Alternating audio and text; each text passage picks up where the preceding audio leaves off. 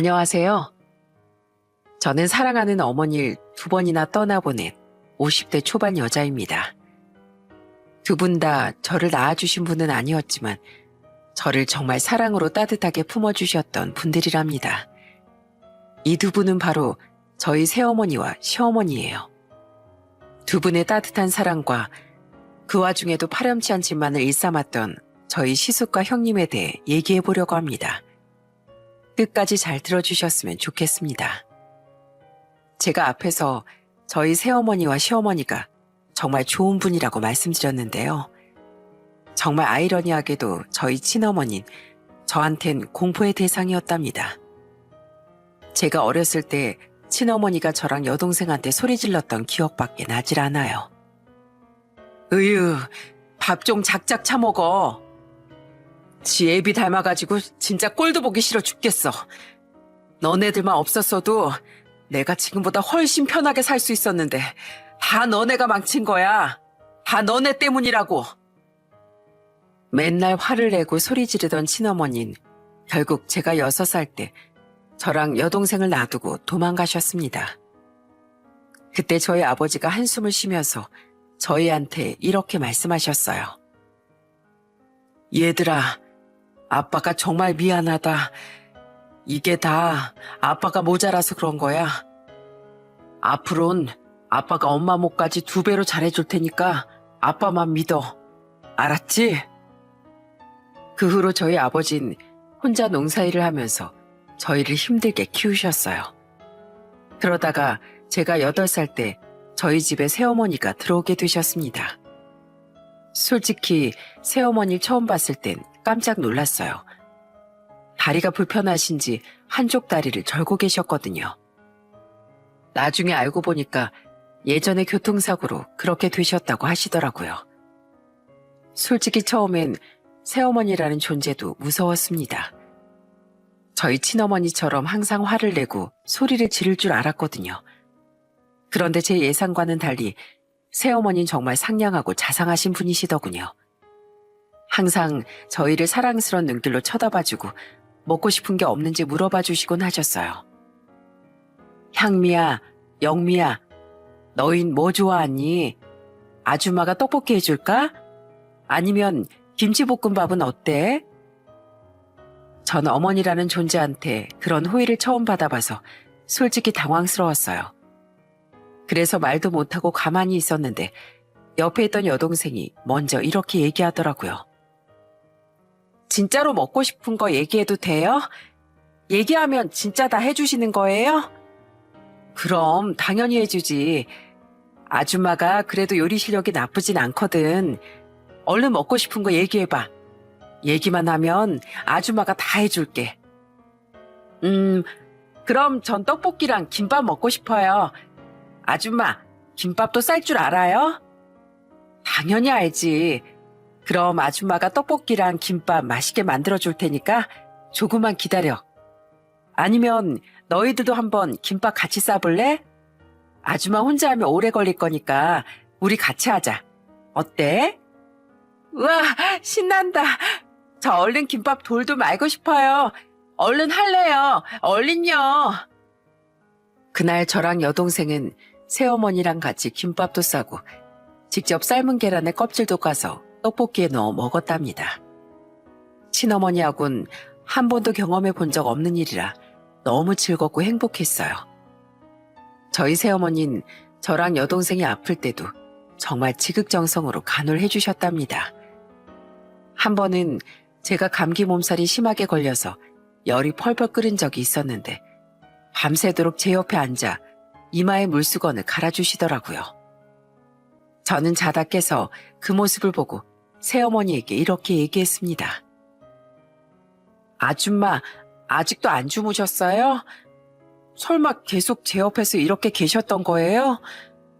우리 엄마 나 아프면 신경도 안 쓰고 짜증만 냈었는데 아줌마는 왜 우리한테 이렇게 잘해줘요? 아이고, 딸이 아프다는데 엄마로서 돌봐주는 건 당연한 거잖아. 난 너희가 아프면 내 마음도 너무 아파. 그러니까 약 잘 먹고 얼른 나와서 아줌마랑 같이 맛있는 거 또 해 먹자. 알았지? 고마워요. 아줌마가 우리 새엄마가 되어줘서 너무 좋아요. 저 이제 아줌마 말고 엄마라고 불러도 돼요? 당연히 되지. 언제 나한테 엄마라고 불러주나 기다리고 있었는데 이제 엄마 소리 들을 수 있는 거야? 고마워라. 우리 예쁜 향미. 엄마가 앞으로 우리 향미 많이 예뻐해주고 사랑해줄게. 그러니까 우리 앞으로 행복하게 한번 지내보자. 알았지? 그 이후로 저랑 여동생은 새어머니한테 아줌마 대신 엄마라고 부르게 되었답니다. 저희 어머니는 저희를 정말 친딸처럼 아껴주셨어요. 제가 학교에서 상이라도 타면 저보다 저희 어머니가 더 기뻐하시더라고요. 여보, 우리 향미가 이번에 글짓기를 잘해서 학교에서 상을 탔대. 이것 봐, 진짜 대단하지 않아? 역시 우리 딸이 최고라니까. 아이고, 상은 우리 향미가 탔는데 왜 당신이 더 호들갑이야? 다리도 안 좋은 사람이 나한테 그거 얘기해 주려고 이렇게 허겁지겁 달려온 거야? 너무 기쁘니까 그렇지. 아이, 그럼 당신은 딸내미가 학교에서 상 받았다는데 안 기뻐? 에이, 안 되겠다. 오늘 저녁 메뉴는 우리 향미가 제일 좋아하는 통닭이다. 내가 얼른 나가서 한 마리 사오든지 해야겠어. 어느새 제 마음속에 어머니라는 존재는 저희 새어머니 한 명뿐이었습니다.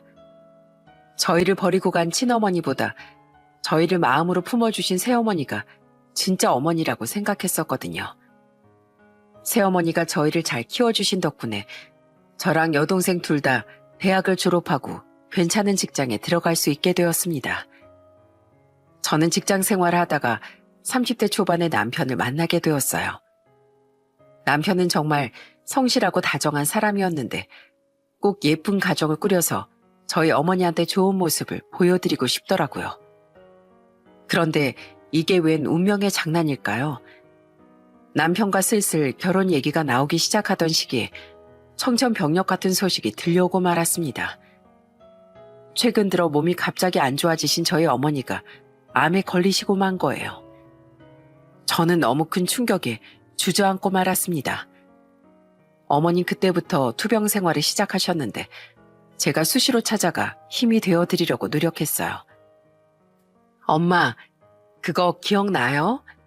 예전에 나랑 영미랑 엄마랑 셋이서 손잡고 시장에 갔는데 사람들이 우리 보고 모녀끼리 진짜 닮았다고 했었잖아요. 그때 엄마가 입이 귀에 걸려서 엄청 좋아하셨는데 그게 그렇게 기분이 좋으셨어요? 그럼 당연히 기분이 좋지. 내가 너희 친엄마가 아니라는 게 마음에 계속 걸렸었는데 사람들이 우리 보고 닮았다고 하니까 엄마로 인정받는 것 같아서 너무 기분이 좋더라고. 에이, 다른 사람들이 인정해 주건 말건 무슨 상관이에요. 이미 우리한테 엄만 엄마 하나밖에 없는데요. 엄마, 나 엄마랑 못 해본 게 아직 많으니까 우리 꼭 이 병 이겨내서 여기저기 많이 놀러 가요. 암이 불치병은 아니니까 엄마도 꼭 나을 수 있을 거예요. 제가 그렇게 얘기하자 어머니는 희미하게 미소를 지으시더라고요. 하지만 저희 어머니는 날이 갈수록 점점 더 상태가 악화되기만 했습니다. 한 번은 악몽이라도 꾸시는 건지 발버둥을 치면서 소리를 지르신 적도 있었어요. 안 돼. 나 데려가지 마. 나 우리 딸 결혼식 꼭 봐야 돼. 우리 딸 시집 가는 거 꼭 내 두 눈으로 보고 축하해 줄 거란 말이야. 저는 그 모습을 보고 너무 가슴이 아파서 눈물을 펑펑 흘리고 말았답니다. 그런데 제 결혼식이 정말 코앞으로 다가왔을 때였어요. 하루는 어머니가 제 손을 꼭 붙잡고 이렇게 말씀하시더군요. 향미야, 아무래도 이 엄만 너 결혼하는 걸 못 보고 갈 것 같구나. 내가 네 아버지랑 재혼하고 나서 널 만났던 게 정말 큰 행운이고 행복이었어. 엄마가 너희랑 같이 늙어가고 끝까지 너희를 지켜주고 싶었는데 이렇게 먼저 가게 돼서 정말 미안하다. 혹시 다음 생에 다시 태어난다면 그때도 엄마 딸로 와줄 수 있니? 그땐 엄마가 이번 생에 못해준 만큼 더 잘해줄게. 엄마, 무슨 그런 말씀을 하세요. 엄마 더 살 수 있어요. 나 결혼하는 것도 보고 나중에 손주도 안아보셔야죠. 왜 그런 마음 약한 소리를 하고 그러세요? 하지만 저희 어머니는 결국 제 결혼식 3일 전에 돌아가시고 말았습니다. 마음 같아선 결혼식도 취소하고 싶었는데 하늘나라에서 어머니가 제 결혼식을 보고 싶어 하실 것 같아 결혼식을 올리게 되었어요. 저는 결혼식 내내 얼마나 울었는지 모릅니다. 저는 하늘나라에 있는 저희 어머니한테 마음속으로 이렇게 얘기했답니다. 엄마, 내 결혼식 보고 있죠? 나 앞으로 정말 잘 살 거예요. 엄마가 걱정하지 않게 자식도 낳고 오순도순 행복하게 살게요. 그러니까 엄마도 하늘나라에선 아프지 말고 꼭 행복해야 돼요. 아셨죠? 그렇게 전 저의 소중한 어머니를 하늘로 떠나보내게 되었습니다. 그 이후 결혼 생활을 시작했는데 어머니를 잃은 슬픔 때문에 한동안 너무 힘들었어요. 시댁에서 시어머니가 맛있는 음식을 해주셨는데 마음은 너무 감사했지만 입맛이 없어서 잘 넘어가지 않더라고요. 그래서 제가 깨작깨작 먹고 있으니까 시어머니가 저한테 이렇게 말씀하시더군요. 세아가 아직 많이 힘들지? 좋은 날을 며칠 앞두고 안 싸더니 그렇게 되셨으니 네 마음이 얼마나 아프고 쓰렸겠니? 그래도 네가 밥도 잘 먹고 웃으면서 지내야 하늘나라에 계신 안사돈께서 안심하실 거야. 정 음식이 안 넘어가면 내가 죽이라도 끓여줄까? 부드럽게 끓여줄 테니까 한술 먹어볼래? 아니에요, 어머님. 저 진짜 괜찮아요. 어머님 이렇게 맛있는 음식도 많이 해주셨는데 잘 못 먹어서 죄송해요. 죄송하긴 뭐가 죄송해. 부모를 잃은 슬픔이 얼마나 큰지 나도 아는데 그게 죄송할 일은 아니지. 내가 전복이라도 사와서 전복죽 끓여줄 테니까 그거라도 먹어봐라. 네가 그렇게 울적한 얼굴로 있으니까 내가 돌아가신 안사돈한테 죄송해서 안 되겠다.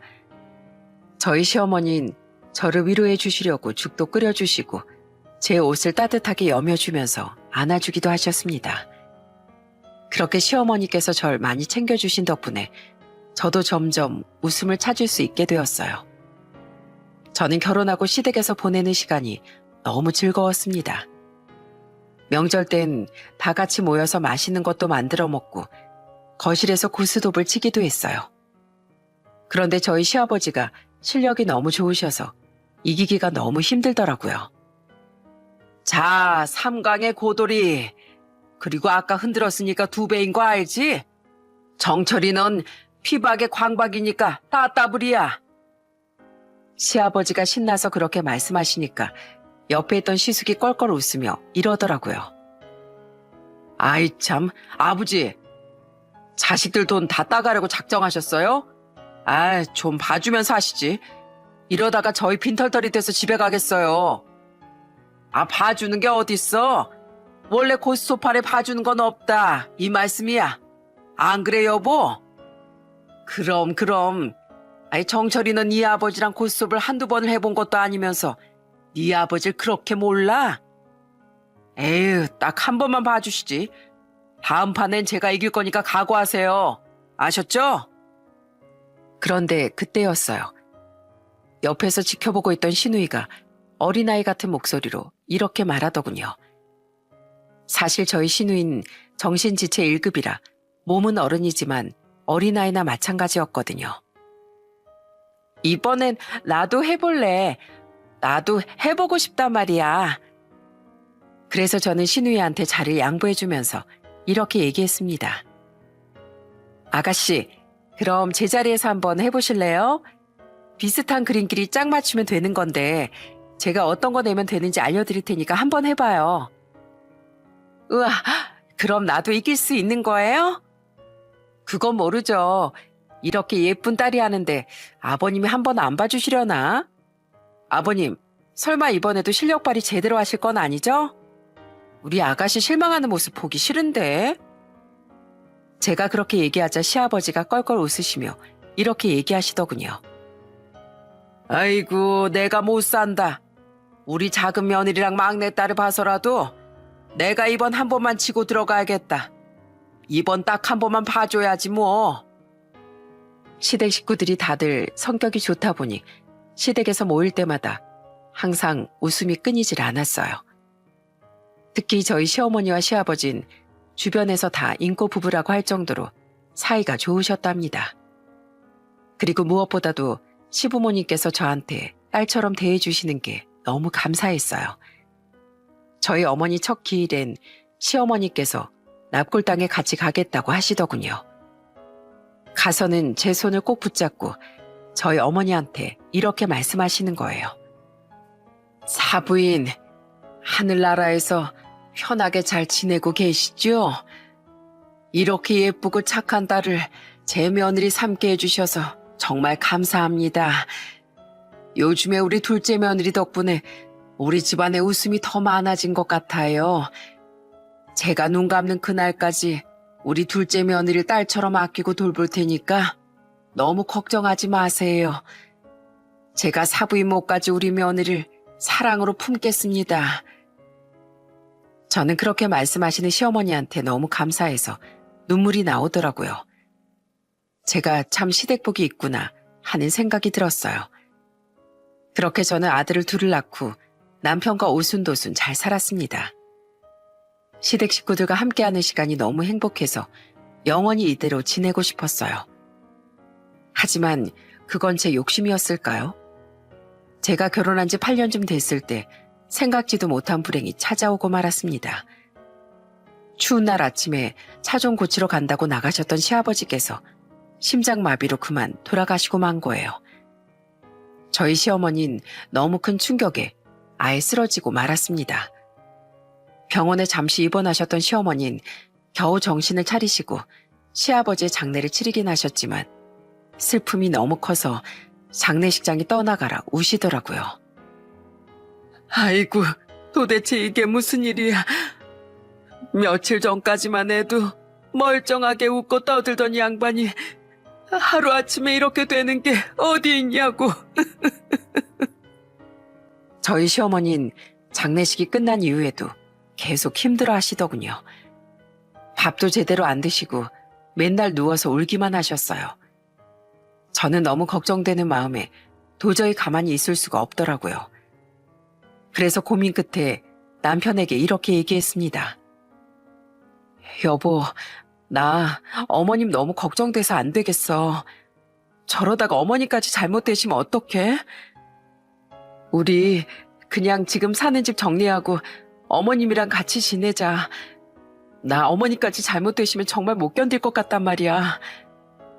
그러자 남편은 저한테 고맙다고 얘기하면서 그러자고 하더군요. 그렇게 저희 가족은 시어머니와 시누이가 있는 시댁으로 들어가 살게 되었습니다. 시어머니는 부대찌개 식당을 운영하고 계셨는데 시아버지가 돌아가신 이후론 식당 문도 잘 안 여시고 우울해하기만 하셨어요. 그래서 저는 시어머니한테 이렇게 말씀드렸습니다. 어머님, 앞으로는 어머님이 힘드시면 저라도 대신 식당 일 할게요. 어머님이 오랫동안 운영하신 식당인데 이대로 방치하면 너무 아깝잖아요. 저 월급은 안 주셔도 돼요. 그냥 도와드릴 수 있기만 해주세요. 아니다, 둘째야. 네가 나 걱정해서 우리 집에 들어와 준 것만으로도 고마운데 어떻게 식당 일까지 도와달라고 하겠니? 도와드리면 좀 어때서요? 원래 이런 건 가족끼리 같이 하는 거예요. 어머님이 만드신 부대찌개가 워낙 맛있어서 단골 손님들이 기다리고 계실 텐데 저라도 나가서 문을 열어야 단골 손님들이 또 찾아오시죠. 어머님 그래도 식당 운영하시는 거 되게 즐거워하셨잖아요. 고맙다. 정말 고마워. 내가 네 덕분에 정말 힘이 나는구나. 네 시아버지 그렇게 되고 나서 정말 아무것도 하고 싶지 않았는데 네가 그렇게 얘기해 주니까 갑자기 기운이 나는 것 같고 그러네. 내가 널 봐서라도 조금 더 힘을 내보마. 그 후 시어머니는 조금 기운을 차리셔서 저랑 같이 다시 식당을 운영하기 시작하셨습니다. 저는 시어머니가 힘들게 일하시는 걸 원한 건 아니었고 예전의 일상을 되찾고 기운을 내시길 바래서 그랬던 거였어요. 그래도 제가 옆에서 도와드리면 덜 힘드실 것 같다고 생각했거든요. 몇 달 후 시어머니 생신 때도 저는 직접 생신상을 차려드렸습니다. 저희 애들도 시어머니한테 고깔 모자 씌워드리며 이렇게 얘기하더라고요. 할머니, 생신 축하드려요. 이거 저랑 희석이랑 둘이서 그린 선물이에요. 어머, 이게 뭐니? 아이고, 우리 가족을 그린 거야? 우리 손주들 그림 실력이 정말 대단하네. 이 헬미를 너무 예쁘게 그린 거 아니야? 할머니 원래 예쁜 사람이라서 예쁘게 그린 거예요. 그러니까 이 그림 속에 있는 할머니 모습처럼 활짝 웃어보세요. 저희 애들이 그렇게 얘기하자 시어머니께선 한박 웃음을 지으시더군요. 그렇게 시어머니 생신은 가족끼리 단란하게 보낼 수 있었습니다. 그런데 그날 저녁이 다 되도록 시숙이랑 형님은 오지도 않고 연락 한 통이 없더라고요. 그래서 저희 남편이 시숙한테 전화를 했어요. 형, 오늘 우리 어머니 생신인 거 몰라?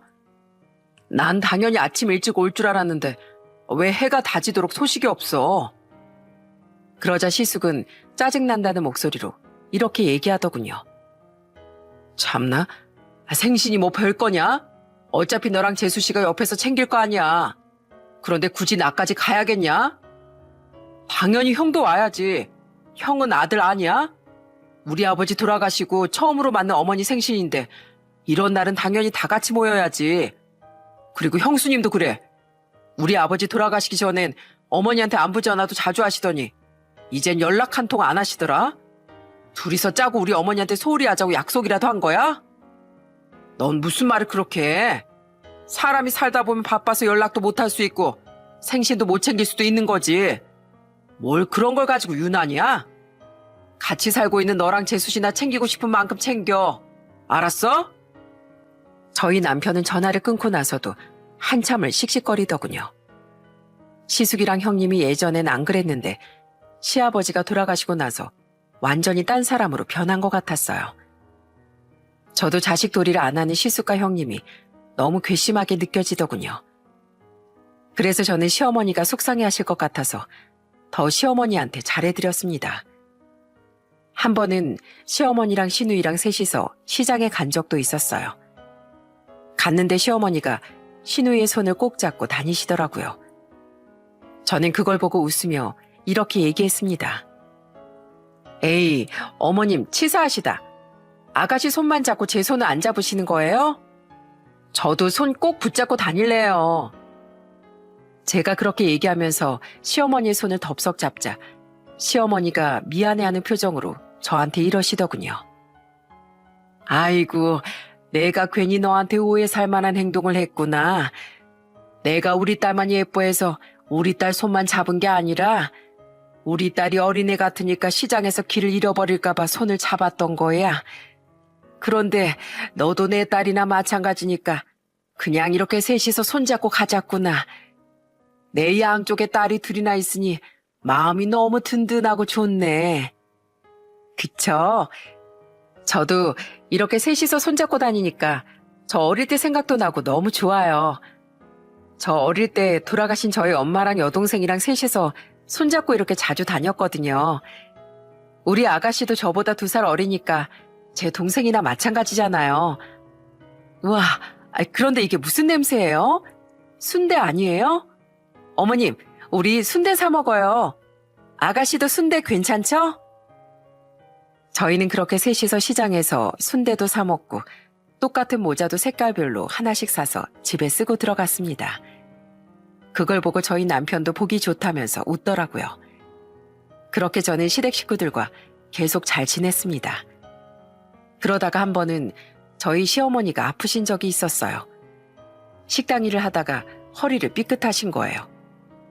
병원에 물리치료 받으러 다녀야 돼서 제가 주기적으로 시어머니를 모시고 다녔습니다. 그런데 이번에도 시숙과 형님은 아프신 시어머니 신경도 안 쓰고 집에 찾아와선 정말 황당한 얘기를 하더군요.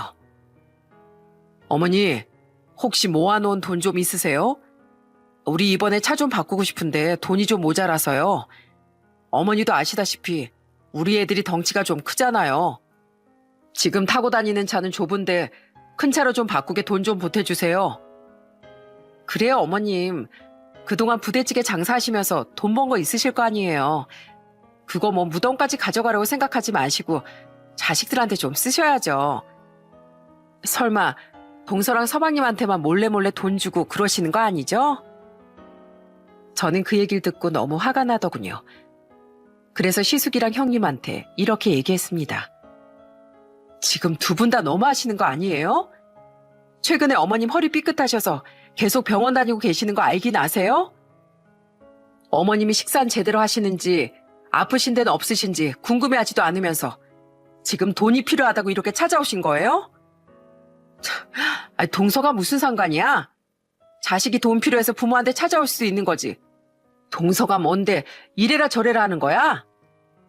돈 필요할 때만 찾아오는 게 자식이에요? 솔직히 형님이랑 아주버님이랑 너무하신 거 맞잖아요.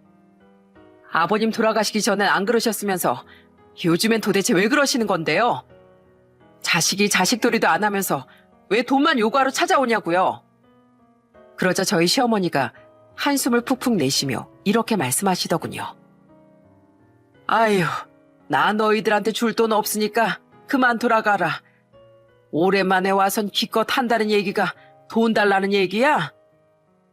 어머님, 그러지 마시고 저희 좀 도와주세요. 자식이란 손주들이 좁아 터진 차에서 낑겨 다니는 거 보고 싶으세요? 어머님 차 한 대 사주실 돈은 있으시잖아요. 아유, 없대도 그러네. 더 말하기 입 아프니까 그 얘기는 그만 꺼내라. 용건 끝났으면 그냥 집으로 돌아가라고. 저희 시어머니도 기분이 많이 나쁘셨는지 시숙과 형님을 집으로 돌려보냈어요. 그런데 그 이후에도 둘은 계속 막무가내로 굴더라고요. 한 번은 주말에 저희 애들이 시어머니한테 이렇게 얘기한 적이 있었어요. 할머니, 우리 오늘 뒷산에 사진 찍으러 가요. 요즘 거기에 공원을 잘 꾸며놔서 조명도 예쁘게 해놓고 인공 폭포도 틀어준대요. 가서 천천히 산책도 하고 예쁜 사진도 많이 찍고 와요. 그런데 그때였어요. 시숙이랑 형님이 또 집에 찾아와선 다짜고짜 시어머니한테 이러더군요. 어머니, 그 예전에 집에서 많이 만들었던 오이김치 있죠? 내가 요즘에 입맛이 좀 없는데 오이김치 좀 해줘봐요. 그거 어차피 잠깐 뚝딱뚝딱 하면 만들 수 있는 거잖아요. 그러자 옆에 있던 저희 큰아들이 시숙한테 이렇게 얘기하더군요. 큰아빠, 오늘 우리 할머니 바빠요. 저희랑 같이 뒷산에 가서 산책도 하고 사진 찍기로 했거든요. 그리고 오이김치를 해달라고 부탁할 거면 오이라도 사가지고 오던지 빈손으로 와서 할머니한테 시키는 거예요? 이게 진짜 버릇없게 어딜 큰아빠한테 대들고 난리야? 사진이고 뭐고 내가 지금 입맛 떨어져서 밥이 안 넘어간다니까. 그럼 반찬 가게 가서 사드시면 되잖아요. 우리 할머니 이제 연세도 많으셔서 음식 한번 하기도 힘들어요. 할머니, 얼른 저희랑 같이 나가요. 나가서 우리끼리 맛있는 것도 많이 먹고 와요. 저희 아들은 그렇게 말하고선 시어머니를 모시고 밖으로 나가더군요. 그걸 보고 시숙은 에이씨 하고 짜증을 내더라고요. 그런데 저희 시어머니는 시숙이랑 형님이 그렇게 하는데도 자식 사랑이 대단하신 분이었습니다. 늘 가족들 생일 때마다 직접 미역국을 끓여주시곤 하셨어요. 그러다가 한 번은 형님 생일이라 또 미역국을 끓여주신다고 하시더군요. 그래서 제가 형님한테 전화를 해서 이렇게 얘기했습니다. 형님, 이번 주에 형님 생신이시죠? 어머님이 형님한테 미역국 끓여주신다는데 주말에 집으로 오실 수 있으세요? 아휴, 그놈의 미역국 누가 먹는다고 오라가라야. 동서, 어머님한테 똑바로 전해. 난 그 맛대가리 없는 미역국보단 그냥 돈으로 받는 게 더 좋다고. 알았어? 뭐라고요? 형님, 말씀이 너무 심하신 거 아니에요? 어머님이 형님 생각해서 끓여주신다는데 맛대가리 없는 미역국이라뇨. 그리고 돈으로 달라는 얘긴 또 뭐예요? 어머님한테 무슨 돈 맡겨놨어요? 쓸데없는 미역국보단 돈이 훨씬 좋은 선물이니까 그렇지. 그렇게 어머님이 끓인 미역국이 좋으면 동서나 많이 먹어. 난 귀찮아서라도 안 갈 거니까. 알았어? 참나. 그래요. 제발 오지 마세요. 저도 어머님이 형님 같은 사람 때문에 뜨거운 불 앞에서 미역국 끓이시는 거 못 보겠네요. 그러니까 절대 오지 마시라고요. 아시겠어요? 어쩜 이렇게 두 내외가 똑같이 막 나갈 수가 있는지 정말 황당하고 기분이 나쁘더군요. 아마 예전엔 조그만 사업을 하시던 저희 시아버지가 워낙에 집안에서 힘도 있고 남자다우시다 보니 본 성격을 드러내지 않았던 것 같아요. 그런데 이제는 시아버지가 돌아가시고 안 계시니까 자기들 멋대로 행동을 하는 거죠. 저는 그 둘이 그러면 그럴수록 시어머니한테 더 잘해드렸습니다. 그렇게 살다 보니 어느새 제가 결혼을 한 지도 20년이 흘렀어요. 어느새 연세가 많이 드신 저희 시어머니께선 최근 들어 계속 폐렴에 걸리셨습니다. 심한 폐렴 때문에 응급실에 실려간 적도 몇 번 있었고 병원에 입원하고 퇴원하는 걸 반복하게 되었어요. 저는 시어머니가 너무 걱정이 되어서 옆에서 계속 간호를 해드렸답니다. 어머님, 따뜻한 물 좀 드세요. 그리고 누워서 드시면 목으로 음식이 넘어가서 더 안 좋대요. 힘드시겠지만 몸 좀 일으켜보세요. 당시 고등학생이던 저희 애들도 학교 끝나고 와서 맨날 시어머니 옆에 붙어 있더라고요. 할머니, 아프지 마세요. 저랑 형이랑 나중에 직장인 되면 할머니 모시고 여기저기 가려고 리스트도 다 짜놨단 말이에요. 거기 다 가보려면 얼른 건강 되찾고 기운 내셔야 돼요. 할머니, 제가 다리 주물러 드릴까요? 요즘에 맨날 다리가 쑤신다고 하셨잖아요. 어때요? 시원하세요? 하지만 폐렴 때문에 입원을 반복하시던 저희 시어머니는 상태가 점점 나빠져 결국 위독해지시고 말았습니다. 그때까지도 시숙이랑 형님은 코빼기도 보이지 않더군요. 그래서 저는 형님한테 전화해서 이렇게 얘기했습니다. 형님, 지금 저희 어머님 많이 위독하세요. 연세가 많으셔서 어쩌면 마음의 준비를 해야 될지도 모른대요.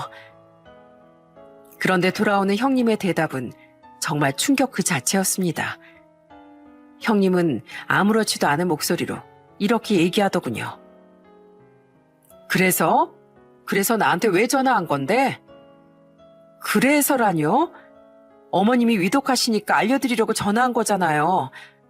형님은 어머님이 걱정되지도 않으세요? 여태까지 돈 달라고 얘기할 때만 찾아오시고 평소에 어머님 건강은 신경 쓰지도 않으셨잖아요. 이제는 위독하기까지 하시다는데 한 번쯤은 그래도 어머님 뵈러 오셔야 되는 거 아니에요? 하지만 형님이랑 시숙은 끝까지 나타나지 않더군요. 어떻게 자식으로서 그럴 수가 있는지 정말 괘씸했습니다. 그런데 하루하루 상태가 더 안 좋아지시던 저희 시어머니께서 한 번은 저랑 남편을 앉혀두고 이렇게 말씀하시더라고요. 내 아들 정마야, 그리고 우리 둘째 며느리 향미야, 그동안 내 옆에서 지켜주고 많은 웃음을 줘서 정말 고마웠다. 내가 너희 시애비 하늘로 떠나고 나서 너무 힘들었는데 너희들 덕분에 기운도 금방 낼 수 있었고 여태까지 참 행복하게 살았다. 그래서 말인데 내가 세상을 떠나기 전에 너희한테 선물 하나를 주고 싶구나. 지금 살고 있는 우리 아파트 너희한테 증여하려고 한다.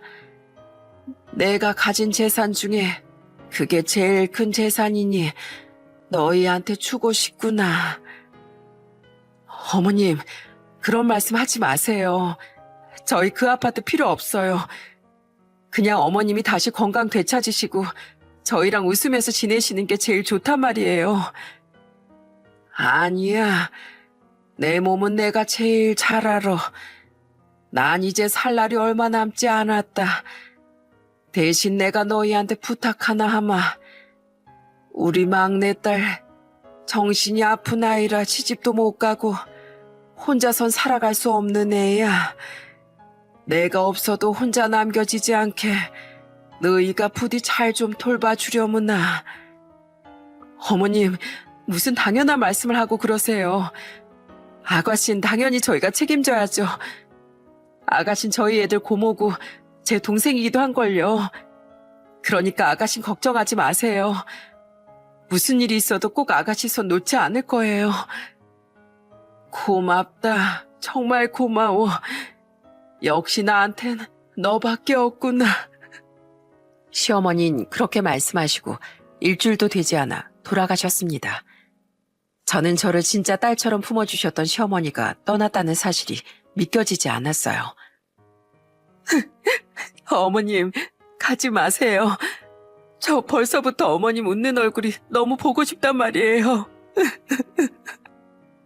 그렇게 저는 새어머니를 떠나보낸 지 20년 만에 제 두 번째 어머니나 다름없었던 시어머니까지 떠나보내게 되었습니다. 장례식장에서 너무 우는 바람에 거의 제정신이 아니었던 것 같아요. 그런데 문제는 장례식이 끝난 후 발생했습니다.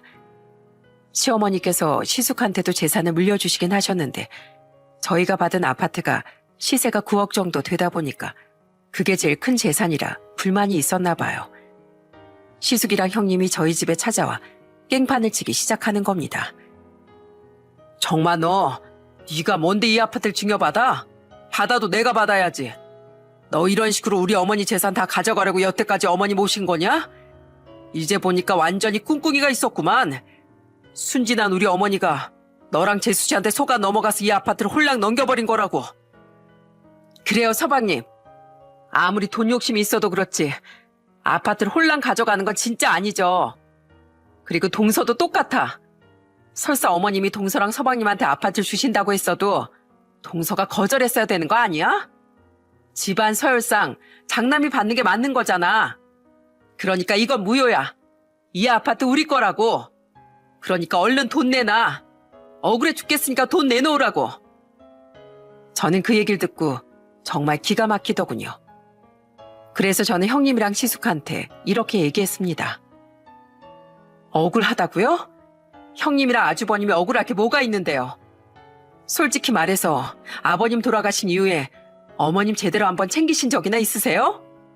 돈 달라고 얘기할 때 빼곤 찾아온 적도 없었고 맨날 이거 해달라 저거 해달라 하기만 하셨잖아요. 어머님이 아프실 때 몸은 괜찮으시냐고 안부 전화 한 번이라도 한 적 있었어요?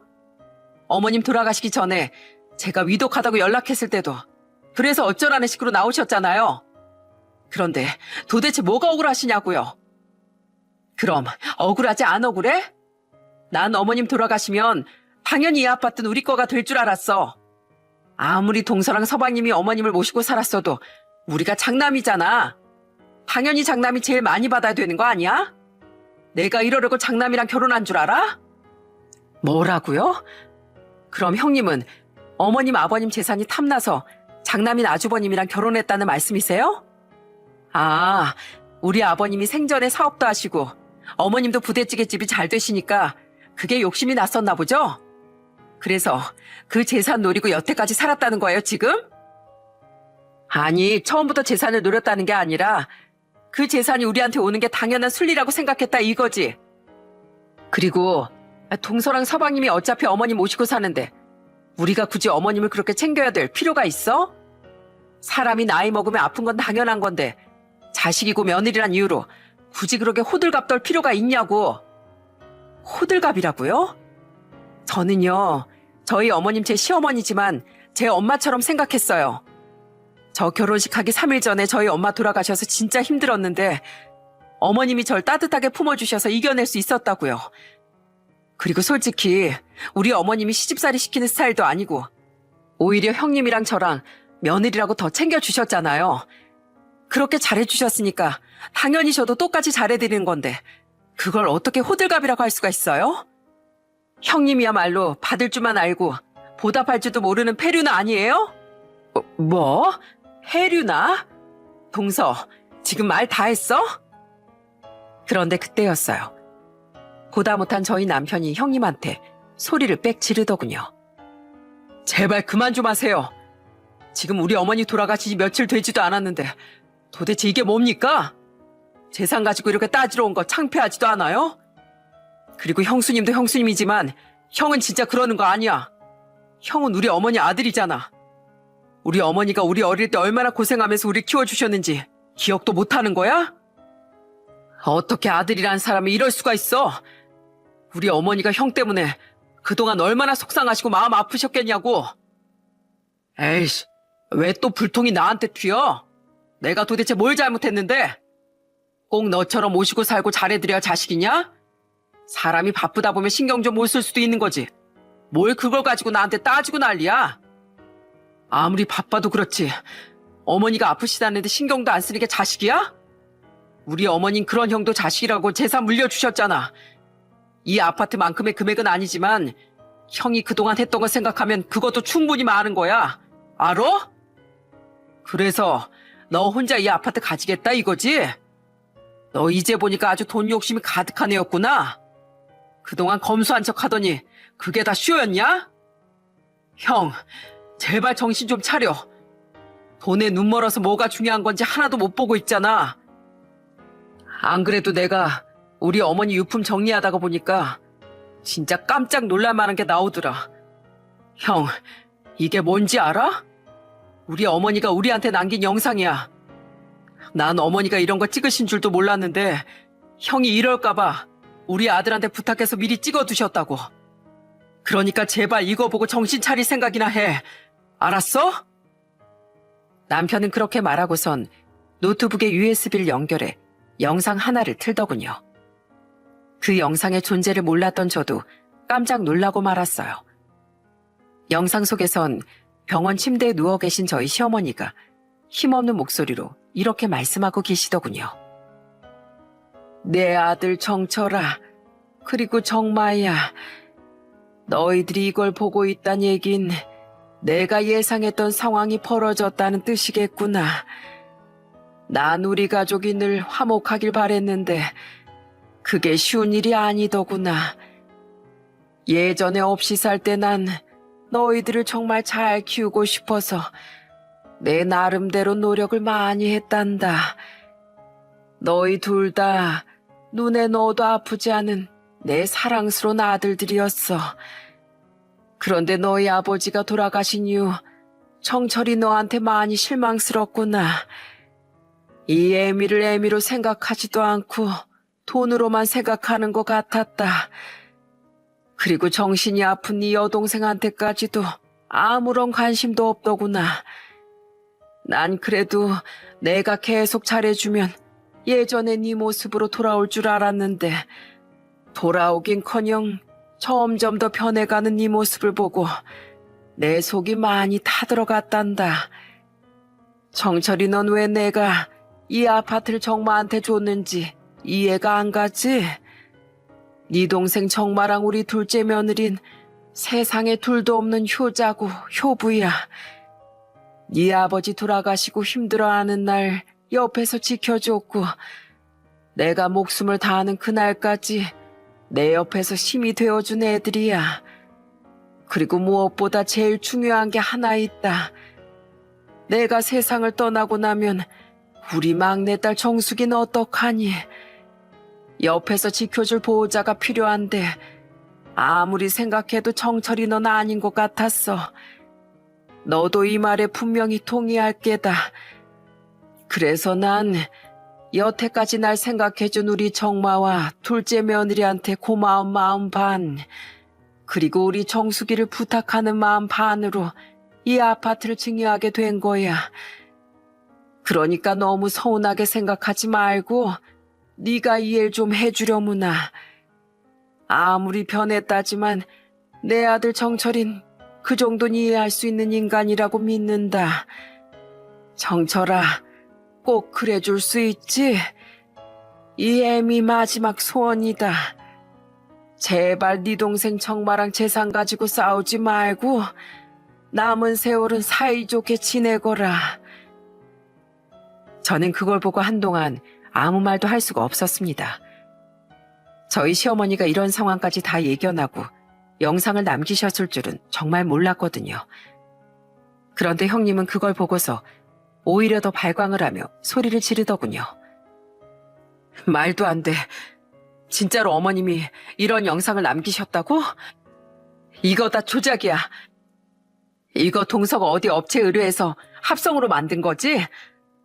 어머님이 설마 장남을 무시하고 서방님이랑 동서한테 이 아파트를 주셨을라고? 그런데 그때였어요. 이 모습을 지켜보고 있던 저희 큰아들이 울분에 찬 목소리로 이렇게 말하더군요. 이 영상까지 보여줬는데도 큰엄마랑 큰아빠 못 믿겠다 이거예요? 저요, 우리 할머니가 저한테 이 영상 찍어달라고 하실 때 가슴이 찢어지는 줄 알았어요. 평소에 큰아빠랑 큰엄마가 얼마나 우리 할머니 속을 썩이셨으면 할머니가 아파서 목소리도 잘 안 나오는데 이런 영상까지 찍으셨겠냐고요. 우리 엄마 아빠한테 찍어달라고 하면 못 찍게 할 것 같으니까 일부러 저한테 찍어달라고 하신 거예요. 그래도 저는 설마 큰아빠랑 큰엄마가 그렇게까지 하겠나 싶었는데 역시 우리 할머니 생각이 맞았네요. 큰아빠를 자식으로 둔 우리 할머니가 너무 안쓰러워 죽겠어요. 저희 아들이 그렇게 말하자 시숙이 충격을 받은 듯 멍한 표정을 짓고 서 있더군요. 한참을 그렇게 서 있던 시숙은 제자리에 주저앉으며 눈물을 뚝뚝 흘리기 시작했어요. 어머니, 정말 죄송해요. 제가 정말 죽을 죄를 지었어요. 아무래도 제가 뭐에 씌었었나 봐요. 내 하나뿐인 어머니한테 무심하게 군 걸로도 모자라 돌아가시는 그날까지 걱정만 끼쳐드리는 불효를 저질렀어요. 이게 다 제 잘못이에요. 제가 모자란 탓이라고요. 당신, 그게 무슨 소리야? 그래서 이대로 아파트를 서방님이 가지게 놔두겠다는 거야?